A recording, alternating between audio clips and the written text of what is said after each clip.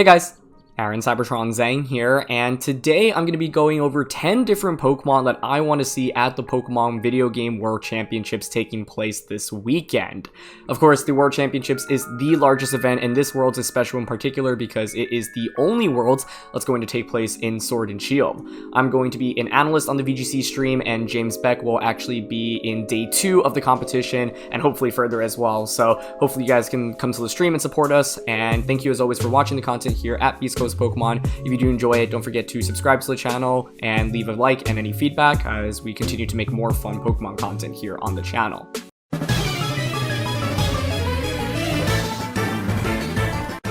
Hey guys, Cybertron. Relax! I was just gonna get there. Anyway, as this little buddy was saying, 80% of you aren't subscribed to the channel, so hit that subscribe button. It really helps.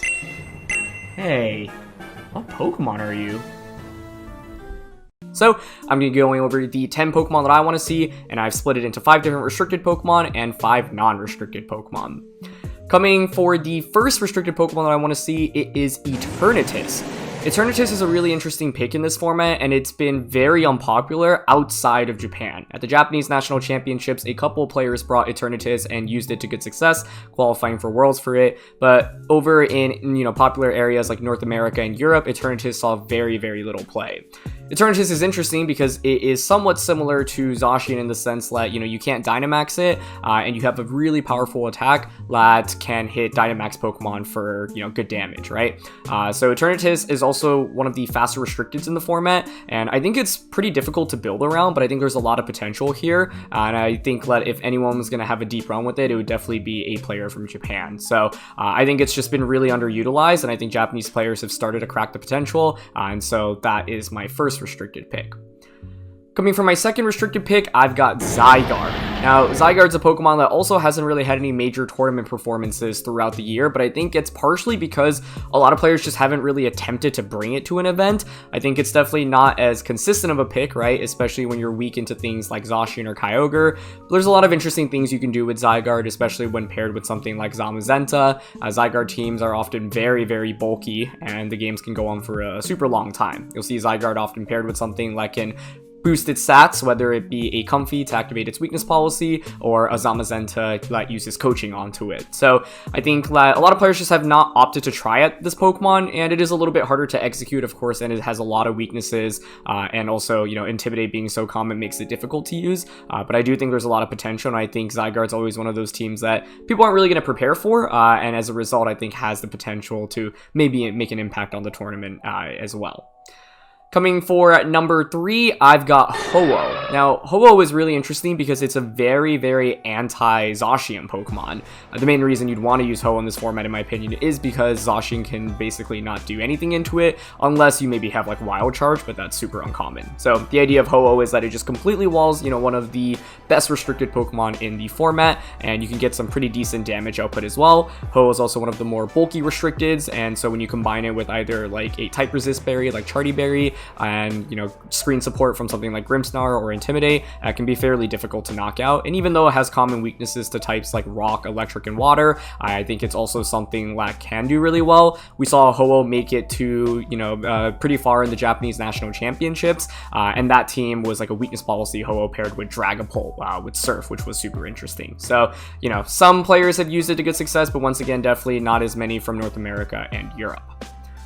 Coming at number 4, I've got Zekrom. Zekrom's in a really interesting position where it also has been very underexplored throughout the entire season, and I think it's actually one of the better restricteds into the Kyogre-Zacian combination, and I think going into Worlds, Kyogre-Zacian is going to be the duo to beat. Now, what's interesting is, for every World Championships, players work really, really hard to counter what is, super meta, and of course, Kyogre-Zacian is going to be on the top of everybody's list, and so I think all the best players will have pretty reasonable ways to beat opposing Kyogre Zacian teams, but I think Zekrom is a really interesting anti-meta Pokemon that can actually fare decently well into that duo. You do have to worry about weakness to Ice and, Fairy from like Play Rough from Zacian and Ice Beam from Kyogre, but I think it's something that as a Dynamax option, especially with something like a Life Orb or a weakness policy, can very easily get one-hit knockouts onto the 2 restricted Pokemon on that team. And so a lot of Zekroms that players has opted to use so far in, ladder are actually more like special oriented, but it's just a Pokemon I want to see because once again, we haven't really seen it at a high level in major events this year. The last Pokemon I have in terms of the restricteds is Solgaleo. Now, I think Solgaleo is a really fun restricted in this format. I think the main difficulty about it, about using it, is that if you run out of your turns at Dynamax, it becomes a lot weaker, and it's kind of similar to, you know, what Dialga suffers from. But I think that weakness policy isn't the only way you can run Solgaleo. Assault Vest, for example, I think is really interesting, and one of the teams from the Japanese National Championships had an Assault Vest Solgaleo paired with a very fast Tapu Fini, and the idea was that Tapu Fini could Nature's Madness Pokemon, and then Solgaleo could finish it off. So, you know, I think both Weakness Policy and Assault Vest are very viable items. Those are only the, you know, 2 items I've seen players use and really explore. So once again, I think it's a Pokemon that has a lot of potential, especially because it fares fairly well into the Kyogre Zacian combination. So I think that Solgaleo has been a little bit more explored than some of the other restricteds I talk about, but I think there's still a lot of potential for it in this event, especially because of the amount of Zacian Kyogre teams I expect to see. So those are my top 5 restricted Pokemon. As for my top 5 non-restricted Pokemon, these are more support-oriented than kind of offensive options, but I've got a list here, and the first one is Weezing / Galarian Weezing. Now, I think Weezing has been super interesting since really the beginning of the format for me, especially, you know, when paired with Regigigas, but I think that just the ability to shut down opposing abilities is really valuable. We've seen some players actually explore this to a pretty high level. Javier Valdez, one of the top players from Latin America, actually managed to get to the top 8 of the Europe Internationals with Weezing on his team, and that team didn't have a Regigigas, right? So I think when people think of Weezing or Galarian Weezing, they always think, okay, it has to be with Regigigas, but I think there's the potential for it to thrive even on a non-Regigigas team, and, you know, you're so used to playing with abilities when you practice that going up against a Weezing can completely change your game plan. So, you know, the main difficulty in Weezing is you also shut down your abilities, and it kind of just takes up a slot where you can't do too much outside of attacks like Sludge Bomb and then Will-O-Wisp Taunt, and so it's definitely more support-oriented. Whoever you're supporting really needs to be able to, you know, pick up knockouts quickly. That's why Regigigas is a common partner, but I think, yeah, just shutting down abilities is a really interesting concept in this format. The next Pokemon is Ditto. Now, Ditto is something that's been really fun. I think it was a little bit stronger in the 1 restricted format, but in the 2 restricted format, it's a little bit difficult to bring consistently, but Ditto is always just kind of a wildcard Pokemon, right? And being able to copy an opposing Zacian, especially when you have a Choice Scarf, get the attack boost from them, and then get another attack boost on top, is really, really valuable. So Ditto to me feels like a very high variance Pokemon, right? When you bring it, you also can't lead it as comfortably, but I think that Worlds is a tournament where there's a lot of chaos. It'd make me really happy to see someone bring Ditto and then just, you know, lead it blindly into best of 3. And so to me, I think Ditto is pretty hard to execute because there's no like guaranteed strategy with it, right? You're basically at the whim of what your opponent brings, but for that reason I think it's fun. And in the last restricted format, we had Gabriel Gatti, one of the top players from Latin America as well, who finished 2nd at the North American International Championships, made it all the way to the top 16 with Ditto on his team. And so yeah, Ditto's definitely one I have my eyes out on for. The third one is one of my all-time favorite Pokemon, and actually the last 3 are all some of my favorite Pokemon in previous formats. So starting here is Liepard.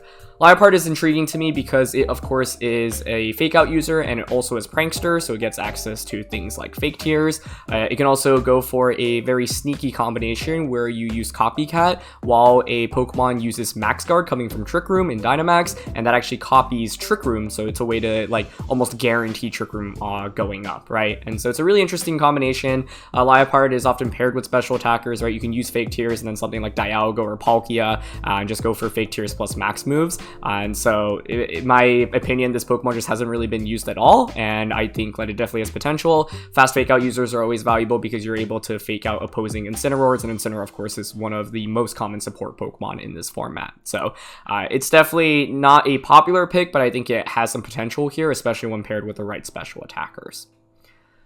Coming at number 4, I've got Gothitelle. Now, out of the ones I've listed so far, Gothitelle's probably had more success than all of the others. We've seen some very notable players in North America, such as Justin Burns, use it on teams with Palkia and Calyrex Ice Rider. Palkia's strength, or Gothitelle's strength, mainly lies in being able to trap in opposing Pokemon, right? And so, through its ability, Shadow Tag, you can't switch out unless you're a Ghost type, and that in itself is really strong. Gothitelle also gets access to a wide variety of support attacks, namely Fake Out, Hypnosis, Ally Switch, Trick Room, and it can be difficult to fight against because it can run really 8 to 10 attacks realistically, and it's hard to cover for all of them, right? A single Ally Switch or a single Hypnosis can drastically swing the game into your favor if used correctly. And so I think the main thing about Gothitelle is similar to some of the other support Pokemon that I've mentioned. The problem is that I can't really do very much damage, so you really have to rely on your partner when you're using it to maximize value. But Gothitelle has definitely already seen the most success out of the ones that I've listed thus far, and I think that it definitely is also a little bit underexplored. We've seen a lot of players use like Focus Sash variants, but I'm interested in slower Trick Room variants because for the most part, I think a lot of players have actually opted for like max speed Gothitelle with Focus Sash, and a lot of players don't even use Trick Room on it, and as a result, opposing players like don't prepare for Trick Room on it, right? And I think you can leverage that to your advantage if you are using Gothitelle.